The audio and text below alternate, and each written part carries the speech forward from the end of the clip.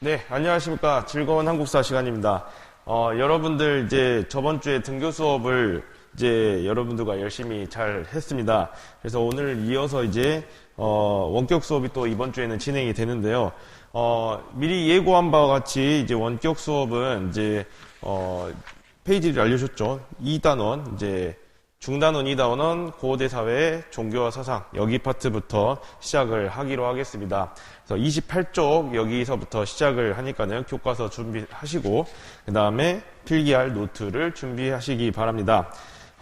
여기 파트는 이제 문화, 종교와 사상이 이제 주요하지만은 이 종교와 사상이 당시 문화에 영향을 많이 줬기 때문에 이제 여러 문화, 뭐 탑이나 절이나 뭐 이런 것들의 내용들까지 좀 여러 가지를 지금 다루는 파트라고 생각하시면 됩니다. 그래서 통과를 해서 문화 파트라고 이제 생각하시면 되는데, 이쪽 부분이 지금 페이지 수로는 지금 28페이지부터 해가지고 양으로는 조금 한 단원이기 때문에, 중단원 한 단원이기 때문에 내용은 조금 있습니다. 그래서 교과서 35페이지까지 내용을 지금 선생님이 칠판에 다 작성을 해놨습니다. 한 번에 정리를 해놨습니다. 그것도 파트별로 이제 종교별로 불교, 그 다음에 유교, 도교, 풍수지리설. 여러분들 지금 여기까지 적힌 것만 보고 이거면 끝날 것 같은데 라고 생각하면 큰일 납니다. 여기 유교 또 있습니다. 그래서 이 부분을 이렇게 수업을 한번 진행해 보도록 하겠습니다. 너무 길어지면은 파트 끊어서 할 거니까는 너무 걱정하지 마시고요.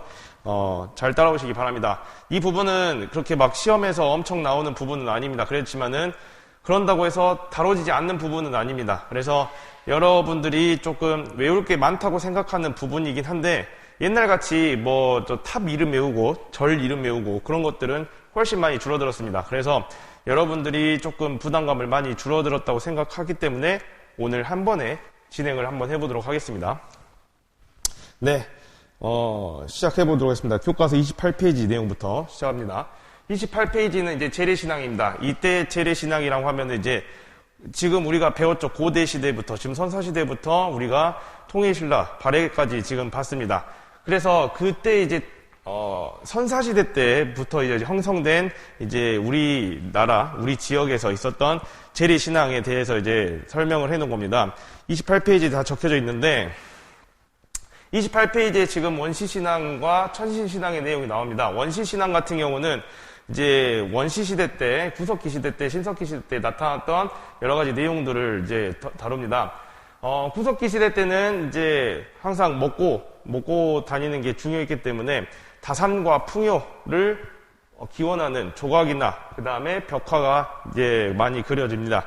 이제 뭐 그렇구나 하고 넘어가면 되시고, 신석기 시대 때는 조금 이제 한 번씩 언급이 될 때가 있는데, 토테미즘, 애니미즘, 샤머니즘 이름은 들어봤을 겁니다. 중학교 때도 들어보셨을 텐데, 토테미즘 같은 경우는 동식물, 그러니까 특정 우리 그 단군 설화에서도 나오듯이 그 곰부족, 곰과 호랑이는 이제 곰부족과 호랑이 부족을 나타낸다라는 거 들어보셨죠?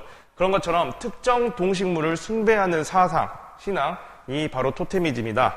그 다음에 여기 애니미즘은 이제 뭐 사물의 어떤 특정 현상, 자연현상이나 사물에 정령이 깃들어 있다라고 이제 믿는 신앙이 바로 애니미즘인데, 쉽게 생각하면은 뭐 하늘에서 번개가 꽝꽝 쳤다 그러면은 하늘이 노하셨나 보다 이렇게 생각하는 사상이 바로 애니미즘이라고 생각하시면 되겠습니다.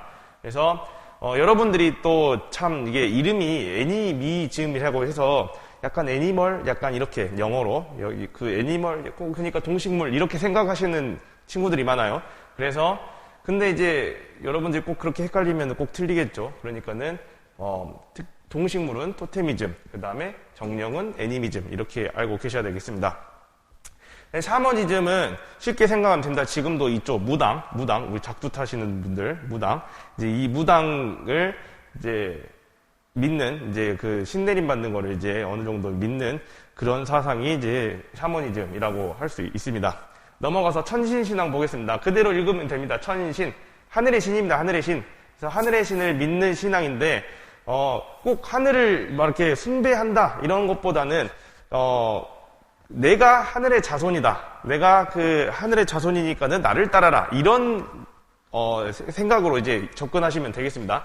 그래서 하늘의 신을 최고로 여기고 숭배하는 신앙으로서 지배자들이 지배자들이 하늘의 자손임을 자처하면서 내가 너희들을 다스리는 것은 정당하다라고 하는 신앙이 바로 천신신앙입니다. 그래서 건국설화, 제천행사 이런 것들이 다 이 천신신앙과 연결이 돼 있다. 건국설화 뭐가 있어요? 주몽은 어떻게 태어났어요? 하늘에 이름이 기억 안 나네요, 갑자기. 그 둘이서 하늘에서 내려온 사람하고 그 다음에 바다의 그 신하고 이렇게 만나가지고 해가지고 태어난 게 주몽이잖아요. 그 다음에 박혁거세 같은 경우는 알에서 태어나죠. 근데 그 알은 누가 품고 있었어요? 하늘에서 내려온 그 뿔 달린 날개 달린 말이 이렇게 쭉 감싸고 있었다. 뭐 이런 것들. 그리고 뭐 고조선도 그렇죠. 처음에 이제 환웅이 어디서 내려와요? 하늘에서. 환인의 아들, 환웅이 하늘에서 내려오죠. 이런 것들이 다 천신신앙과 연관이 되어 있다. 그래서 이제 이것을 하늘을 숭배하는 제천행사, 우리가 제천행사는 선사시대 때 봤죠. 부여는 영고, 고구려는 동맹, 그 다음에 제가 계산했는데 동해 무천, 그 다음에 사만의 이제 계절제 이런 것들, 이런 것들이 다 하늘의 제사 지내는 게 다 천신신앙과 연결이 돼 있다. 이런 부족 전통이 강하게 남아있는 이제 재래 신앙들이 나중에 이 부족들이 이제 결합을 하게 되면서 연맹왕국에서 이제 고대 국가로 넘어가게 되면서 이제 더욱더 결집을 해야 되는데 방해가 되는 요소로 다 남게 됩니다. 그러면서 이제 그 다음 이제 외래에서 들어오는 고등 종교에 의해서 좀 더 이제 고차원적인 종교에 의해서 점차 밀려나는 모습을 보였다라는 거 아시면 되겠습니다. 여기는 크게 이 정도만 아시면 될 것 같아요. 넘어가서 이제 29쪽 불교부터 봅시다. 지금 교과서 보면은 지금 앞쪽은 삼국시대 내용, 그 다음에 뒤쪽은 이제 통일신라나 발해 내용이 나오는데 저는 이제 한꺼번에 불교를 쭉 정리했습니다. 이게 더 편할 거예요, 보기에는. 그래서 29쪽하고 그 다음에 33쪽하고 34쪽까지 왔다 갔다 하면서 같이 볼 겁니다. 그래서 쭉 이제 페이지 수 얘기하면은 같이 이제 교과서 함께 보시면 되겠습니다. 불교의 수용과 발전 보시면은 당연히 수용은 이미 배웠습니다. 고구려는 소수리망 때 4세기, 그 다음에 백제는 침류왕 때, 근초광 다음에 침류왕 때 4세기, 그 다음에 신라는 버풍왕 때 6세기에 2차돈의 순교로 공인을 하게 된다. 그래서 여기는 자연스럽게 수용을 하게 된 케이스지만은 신라는 반발이 심했는데 이제 이거를 공식적으로 공인을 했다라는 거 아시면 되겠습니다. 그 다음에 그 불교의 특징은 이제 뭐냐면은 권력을 정당화하는데 사용이 되었다라는 겁니다. 그래서 이 업설이나 여기 왕족불 내용 있죠. 여기 업설이나 왕족불 내용이 은근히 중요합니다. 은근히 중요합니다. 그래서 우선 업설부터 설명을 하자면은 우리가 업보라고 하는데 전생이 있죠. 불교에서는 그 전생의 업보에 따라서 현생에 영향을 미친다라는 거예요. 전생의 업보에 따라서 현생에 영향을 미친다. 그러니까 전생에 덕을 많이 쌓았으면은 지금 조금 편하게 산다. 좀 떵떵거리고 사는 게 당연하다. 근데 지금 떵떵거리고 살지 못하고 지금 좀 불편하게 사는 거는 전생의 업보를 많이 쌓지 못했다. 덕을 쌓지 못했다. 그러니까 조금 좋지 못하게 살았기 때문에 지금 이렇게 그렇게 힘들게 사는 거다. 그러니까 이게 어디랑 연결되어 있어요? 귀족층, 왕들, 왕족 이런 사람들이 지배층들이 자신들이 이제 좀 떵떵거려 살고 조금 부유하게 사는 것은 전생에 다 업보를 덕을 쌓았기 때문이다라는 지금 의미로 갑니다. 그래서 너희들은 현생의 현생을 잘 이제 덕을 쌓아가지고 후생을 기려봐라. 이제 어디 넘어오려고 하지 말고 후대가 아니죠. 내년 생에, 다음 생애를 노려봐라. 라는 식으로 이제 권력을 정당화합니다. 현생은 이제 포기하고 살아라 이거죠. 왕즉불도 그냥 읽으면 됩니다. 왕이 즉 부처다. 왕이 즉 부처다. 그러니까는 왕과 부처를 동일시했다라는 겁니다. 그래서 왕을 이제 좀 더 부처의 형상화 해가지고 이제 떠받들어야 되는 대상으로 여겼던 게 바로 왕족불이다. 그러면서 권력을 정당화하는 역할을 했다. 이런 게 불교 사상으로 나타나는 거죠. 그래서 이런 것들이 이제 밑에 먼저 말할게요. 이 호국불교와 연결이 됩니다. 그래서 이런 이제 고귀한 사람들을 고귀한 분들을 지키는 거, 그리고 나라를 지키는데 불교의 힘으로 지켜야 된다라는 이제 호국불교 사상이 나타나는데, 그러면서 나라 차원에서, 국가 차원에서 이제 대규모의 사찰이나 탑을 건립을 해서 이제 국가의 안녕을 기원하고, 그리고 왕의 건강을 기원하고, 이런 것들을 이제 이루어냈다라는 게 호국불교의 내용이죠. 그리고 이런 것들이 원광이 지은 세속오계라는 책에서도 잘 드러납니다. 그래서 29쪽에 자료 중간에 보면은 첫째는 임금 섬기기를 충으로서 하고, 둘째는 이렇게 효로서 하면서 이렇게 쭉 나오죠. 그래서 이 불교 내용이, 원광이라는 사람은 승려였어요. 근데 약간 이게 유교적 덕목이랑 또 접목이 됐죠. 그러면서 국가에 충성을 다하고, 그 다음에 부모에게 효를 다하는 이런 식으로 이제 뭔가 주입식으로 호국불교의 성격을 나타내기도 합니다. 이해되시죠? 그 다음에 신라 같은 경우는 이제 불국토를 강조를 합니다. 본인 이제 신라 왕실이, 신라 자체가 불국토다, 그대로 읽으면 됩니다. 신라의 그 땅이, 신라라는 국가가 불국토, 그러니까 뭐라 해야 될까요? 불교에서 말하는 그 조금 뭐라 해야 될까? 불교에서 말하는 좀 이렇게 낙원 같은 것, 지상 세계에서는 볼 수 있는, 그래서 그 불국토임을 강조합니다. 신라는 니꼬르 불교에 관한 세계. 그래서 이 불국토인 것을 강조를 하면서 이제 왕들의 명칭, 왕들의 이름을 약간 불교식으로 이제 짓는 모습들을 보입니다. 그래서 신라에서는 더욱더 강조하는 모습을 보입니다. 넘어가서 이때부터는 이제 넘어가서 우선 33쪽 봅시다. 33쪽. 이제 삼국 통일을 이제 이유로 해가지고 불교가 좀 더 대중화됩니다. 지금 여기까지 보면은 권력을 정당하고 나라를 지금 지키는 이런 불교로서 역할을 보이잖아요. 그러니까는 지배층을 위한 불교의 모습이었다면은 삼국시대까지는, 그리고 좀 그 뒤에 이제 통일 전후로까지는 이제 통일 전후로까지는 이제 그런 지배층을 위한 불교였다면은 점점점 불교가 확산이 되는 모습을 보입니다. 그러면서 대표적인 승려로서 이제 등장한 게 원효랑 의상입니다. 원효랑 의상이 가장 아주 중요합니다. 이 시기에 이제 거의 여기 지금 오늘 배우는 것 중에서 가장 중요할 수도 있어요, 사실은. 그래서 원효랑 의상이 일단 나타나는데, 이 원효랑 의상이 말했던 핵심 사상은, 원효는 일심사상, 그 다음에 아미타신앙, 의상은 화엄사상, 관음신앙, 이렇게 나타납니다. 그래서 교과서 33쪽에 위쪽에 보면 원효랑 의상 나오죠. 그래서 원효에 대한 내용이 나옵니다. 진리가 한마음에서 나온다는 일심사상 주장하고, 그 다음에 누구나 나무 아미타불만 열심히 외우면 극락왕생할 수 있다는 아미타신앙을 설파했다. 그 다음에 의상 같은 경우는 모든 존재가 서로 의존적인 관계다, 서로 이제 엮여 있다, 그래서 조화를 이루고 있다는 화엄사상을 주장하고, 그 다음에 관세음보살을 믿어서 현세의 고난을 구제받고자 하는 관음신앙을 전파했다라는 내용이 적혀져 있죠. 이 내용이 핵심 사상입니다. 그래서 여기 내용을 모의고사에서 어떻게 출제를 하냐, 지문을 줍니다. 그래서 이 지문이 사실 이렇게만 써지면 얼마나 좋아요. 그대로 써지면은 금방 파악하기 쉽습니다. 근데 이 지문을 사료를 내요, 사료. 옛날 그 고문서에서 나오는 그 사료, 삼국사기나 삼국유사나 뭐 그런 옛날 문서들 있잖아요. 그런 사료를 제시를 합니다. 근데 이 사료를 딱 제시하면 누군지 몰라요. 사진도 줄 때도 있고 안 줄 때도 있고. 근데 이게 왜냐면 사료를 주면 한자어로 써져 있잖아요. 그래서 말이 안 풀어져 있고 조금 더 내용이 어렵게 느껴집니다. 근데 그러면은 선생님 어떻게 풀어야 돼요? 풀 때 어떻게 푸냐면은 핵심 단어, 저희가 이렇게 핵심 단어 일심, 아미타, 그 다음에 화엄, 관음 이렇게 제시가 됩니다. 그 어딘가에 그 단어가 섞여 있는 거예요. 그래서 이 단어들이 나오면은 얘구나, 원효구나, 의상이구나 이렇게 판단을 하고 거기에 따른 선지 체크를, 답 체크를 하시면 되겠습니다.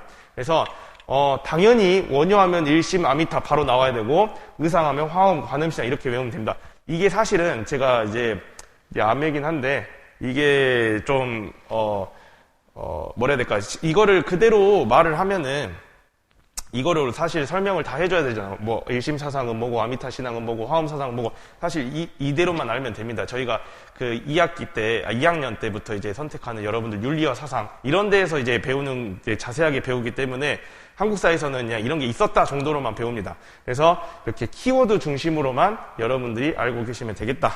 넘어갑니다.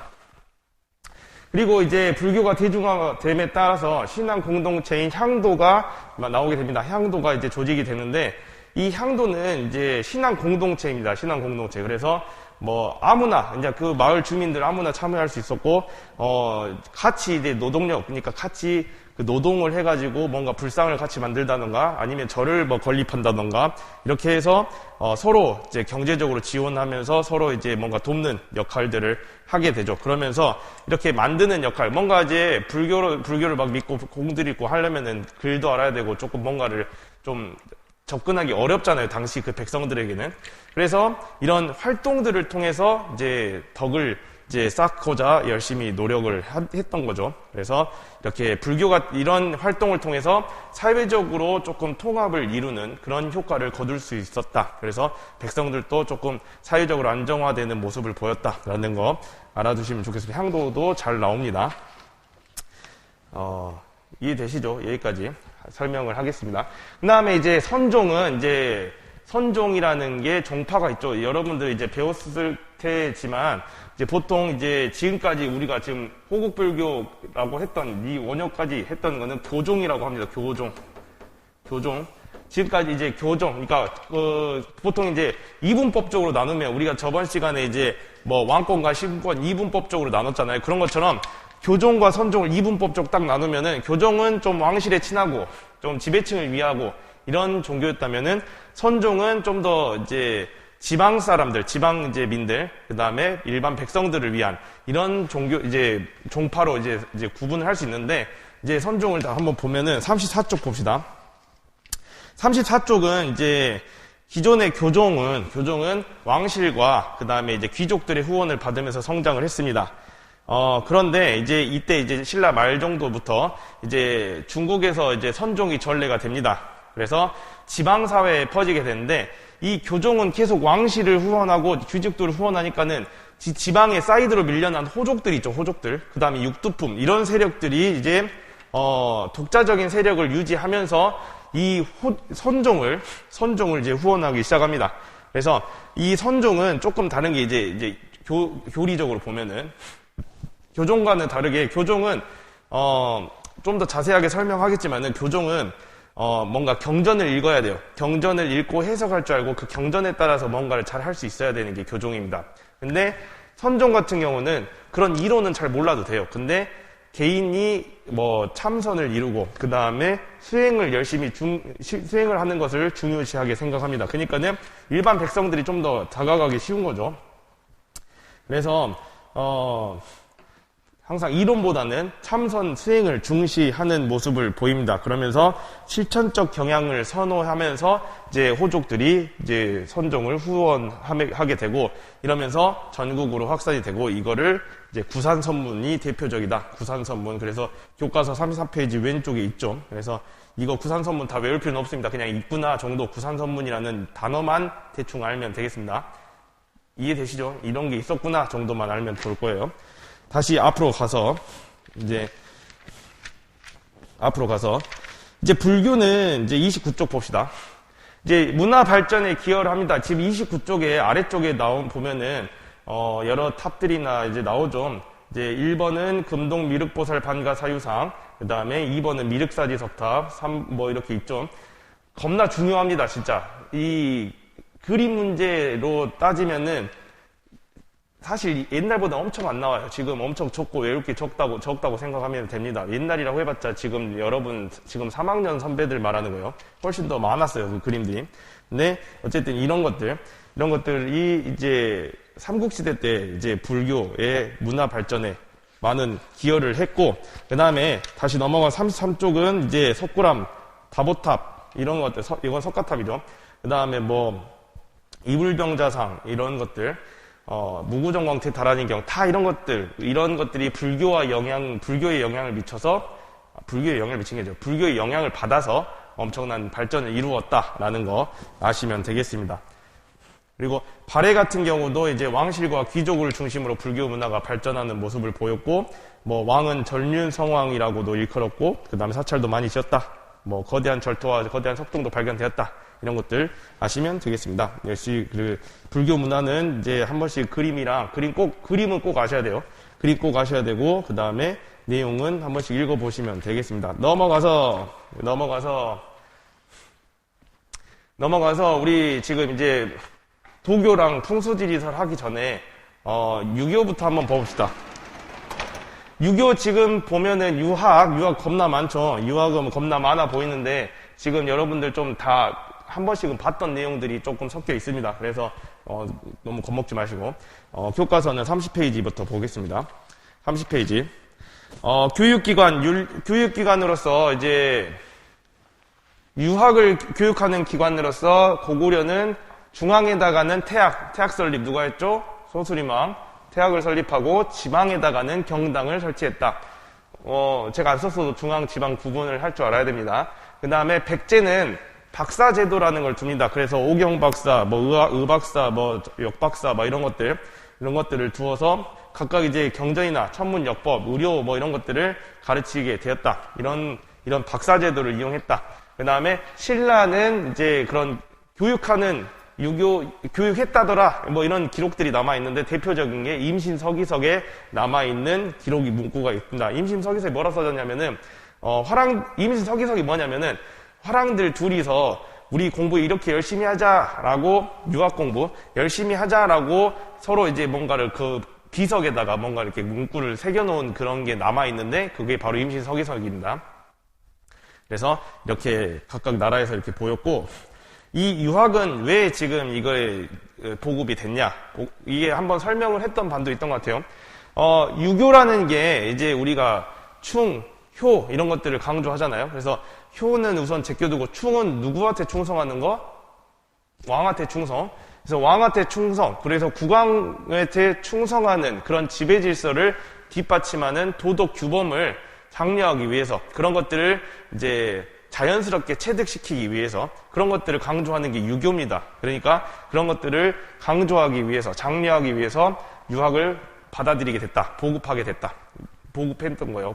국가 중심으로. 그 다음에 역사서를 편찬합니다. 역사서도 이제 유학과 관련됐는데, 이 역사서 같은 경우는 고구려에는 육이라는 책이 있고 신집이라는 책이 있는데, 이문집이라는 사람이 신집을 썼습니다. 근데 이문집이라는 좀 잘 안 나와요, 여기는. 근데 여기는 백제는 석이라는 책을 쓰는데 이 석이는 고흥이 있습니다. 그 다음에 신라는 국사라는 책을 쓰고 거칠부가 쓰는데 저기 둘은 조금 더 잘 나와요. 그래서 조금 알아두시면 좋을 것 같아요. 그 다음에 남북국 시대로 넘어갑니다. 남북국 시대 때는 통일신라 때는 신문왕 때 국학 설치한 거 배웠죠. 국학. 그래서 유학적인 마인드를 가지고 그 관료, 왕권을 뒷받침해줄 관료 양성을 하던 기관이 바로 국학이죠. 국학.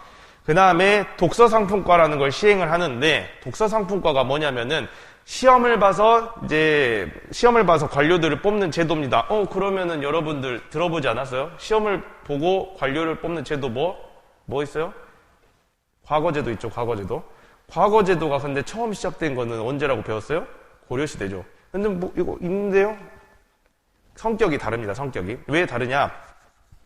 고려시대부터 이제 시행됐던 이제 과거제도는 이게 대상이 어떻게 돼요? 대상이 일반 백성들, 그러니까 평민들까지, 그러니까 천민 제외하고 모든 이제 사람들이 다 볼 수 있는, 사람 취급을 받고 있는 사람들을 모두가 다 볼 수 있게 자격을 열어두었죠. 근데 여기에서 독서 상품과 같은 경우는 이 자격을 열어주지 않습니다. 이거는 누구한테만 자격이 주어지냐면은 여기 국학에 이제 공부하고 있던 그런 학생들한테만, 그 학생들한테만 시험 기회를 줘서 관리로 등용시키는 제도가 바로 독서 상품과인데, 너무나 귀족들의 반발이 심합니다. 왜냐하면 귀족들은 그 골품제가 딱딱 정해져 있잖아요. 상한선이 딱딱 정해져 있는데 이거를 능력에 따라서 뽑기 위해서도 이걸 시행하니까 당연히 반발이 심하겠죠. 그래서 원성왕 때 시행이 되다가 결국에는 제대로 시행되지 못하고 폐지가 됩니다. 그래도 독서상품과 중요하니까 잘 알고 계시고, 넘어가서 대표적인 통일신라 때 지식인은 강수와 설총 등이 있는데 다들 육두품 출신의 지식인이라고 볼 수 있습니다. 지금 페이지는 제가 말 안 했는데 지금 32페이지 보고 있습니다. 그래서 강수, 설총 지금 보면은 밑에 있죠. 강수, 설총 또 그리고 최치원이 육두품 출신의 이제 대표적인 유학생인데 당나라의 빈공과에 이제 합격해서 당나라에서 이제 관리를 하면서 토황소 경문이라는 것도 쓰기도 합니다. 명필로서 토황소 경문이라는 이제 경문을 쓰기도 합니다. 그리고 다시 이제 신라로 돌아오지만은 그 육두품의 한계를 넘지 못하고 결국에는 금강산으로 들어가가지고 신선이 됐다고 해요. 그건 알 수 없는 일이고. 어쨌든. 그 다음에 발해를 봅시다. 발해 같은 경우는 국학같이 주자감을 설치합니다. 여기도 유교 교육기관. 그리고 육부 명칭을 유교 덕목으로 사용할 정도로 이제 어느 정도 유교를 중요시했다라는 것을 알 수 있습니다. 저번 시간에 배웠을 거라고 생각합니다. 그 다음에 대표적인 인물은 이제 한시를 열심히 잘 썼던 양태사, 왕효령 같은 사람들이 있었다. 그래서 이런 사람들이 이제 다들 빈공과에 소속 자리를 두고 이제 이 통일신라 출신과 발해 출신의 유학생들이 당나라의 그 빈공과를 수석 합격을 누가 하느냐를 항상 경쟁하기도 했다라는 거 알아두시면 되겠습니다. 뭐 육두품 얘기는 했고, 그래서 밑에 있는 강수, 설총, 최치원에 대한 내용도 읽어보고 옆에 있는 국학, 독서사품과 빈공과도 한 번씩 다시 읽어보시기 바랍니다. 넘어가서 유학은 여기까지 하고 도교와 풍수지리설 이제 남았습니다. 여기는 이제 금방 끝나요. 도교 먼저 보겠습니다. 도교는 30페이지 내용 별로 없습니다. 도교는 이제 신선사상을 기본으로 해가지고 거기에다가 이제 기본 민간신앙과 도가사상 이런 것들이 이제 결합된 신앙입니다. 그래서 뭐 이런 것들을 물어보진 않으니까 그런갑다 하고 넘어가시면 되고, 뭐가 특징이냐면은 불로장생, 늙지 않고 계속 산다, 길게 산다라는 게 불로장생이죠. 그리고 현세이익, 그러니까 지금 내가 편한 게 중요하다 이런 거예요. 지금 안빈낙도하 뭐 이런 것 아시죠? 이런 것들. 그래서 이런 것들을 현세 이익을 추구하는 모습이 이제 특징이고, 주로 삼국시대에 이제 한국의 귀족 사회를 중심으로 유행하였습니다. 그래서 예술에도 큰 영향을 미치게 되면서 옆에 1번 금동대 향로 있죠. 백제 금동대 향로. 그 다음에 2번 삼수문이 벽돌. 그 다음에 3번 이제 이거는 고구려죠. 고구려는 이제 강서대묘의 현무도. 그래서 청룡, 백호, 주작, 현무 이게 다 이거는 이제 다 도교의 영향을 받은 거다라는 것을 알 수 있습니다. 그래서 특히 이제 산수문이 벽돌이나 여기 금동대형로에는 신선들이 막 뛰노는 그런 무릉도원의 세계를 형상화한 모습들이 특징이다라는 것을 알 수 있다. 그리고 영계소문, 고구려 영계소문 같은 경우는 불교 세력을 약화시키게 도교를 장려하기도 했다라는 것은 참고사항으로 알아보시면 되겠습니다. 그 다음에 넘어가서 선종 봅시다. 선종이 아니라 풍수지리설. 풍수지리설은 이제 아시죠? 대충 알 겁니다. 배산임수, 지형 있죠? 배산임수. 어쨌든 배산임수가 지형인데, 어쨌든 이 풍수지리에서 추구하는 건 뭐냐면은 지리적인 요인, 그러니까 이게 지리 산세 이런 것들이 이제 인간의 기륭화복에 영향을 준다라는 거죠. 그래서 이 땅에다가 이제 조상들의 묘를 쓰면은 그 후손들이 복을 받아서 뭐 이렇게 대대손도 부자가 된다느니 아니면은 고관 대작에 오른다더니 뭐 이런 것들이 이제 풍수지리설의 일환이겠죠. 그래서 도선인 같은 이제 도선이 대표적인 승려입니다. 도선 같은 선종 승려들이 이제 소개하는 게 이제 나오게 되고, 그다음에 이게 이제 호족들이 이제 받아들이게 되면서 호족들이 풍수지리설을 받아들이게 되면서 경주 중심, 그러니까 신라 하대 때 얘기예요. 신라 이제 뒤에 후반 때. 그래서 경주 중심으로 계속 뭔가 문화적으로 뭔가 쏠려 있고 거기가 중요하다라고 쏠려 있던 것이 각자 지방에 살고 있던 호족들이 이거를 탈피하기 위해서 이 풍수지리설을 받게 됩니다. 그래서 경주 중심의 지리 개념을 탈피했다라는 거 아시면 되겠습니다. 뭔 소리인지 알겠죠? 경주가 이제 운이 다 했다. 이제 내가 살고 있는 이제 지금 이 지역이 운대가 맞으니까는 너희는 나를 따르라. 이렇게 되는 거예요. 이해되시죠? 이래서 풍수지리설 내용을 잘 옆에 읽어보시기 바라면서, 그 다음에 여기 지금 31쪽에 보면은 이제 신라의 3가지 보물 이야기하면서 나옵니다. 한 번씩 뭐 이렇게 불교 내용과 연관되어 있으니까 한 번씩 읽어보도록 하고, 그 다음에 35쪽은 유학입니다. 유학. 그래서 임신석에서 아까 내용 제가 말씀했지만은 꼭 읽어보십시오. 여기 이제 하늘 앞에 맹세하기를 이제 열심히 충성을 도리고 갖고 맹세한다. 이런 내용이 지금 써져 있고, 그 다음에 뭐 안민가, 그 다음에 유학에 관한 내용들 지금 한 번씩 읽어보시고 넘어가시기 바랍니다. 그래서 이렇게 해서 우리가 지금 선사시대부터 해가지고 이제 통일신라 시대, 삼국시대까지는 이제 저희가 마쳤습니다. 그래서 다음 시간에는 지금 한 군데 안 했죠. 한 군데 34쪽에 이제 통일신라 말기의 혼란과 후삼국의 성립 해가지고 고려의 이제 고려 성립까지, 고려 건국까지 이어서 한꺼번에 1시간 나가도록 하겠습니다. 어쨌든 이번 수업 듣느라고 고생 많이 하셨고, 원격 수업이어도 열심히 파이팅 넘치게 잘 들으시기 바랍니다. 오늘 필기가 좀 많은데 이것만 정리하면 돼요. 제가 한 번에 지금 교과서 다 정리한 거예요. 그래서 잘 정리하고 이제 공부할 때 잘 참고하시기 바랍니다. 네, 수고하셨습니다. 다음 시간에 뵙겠습니다.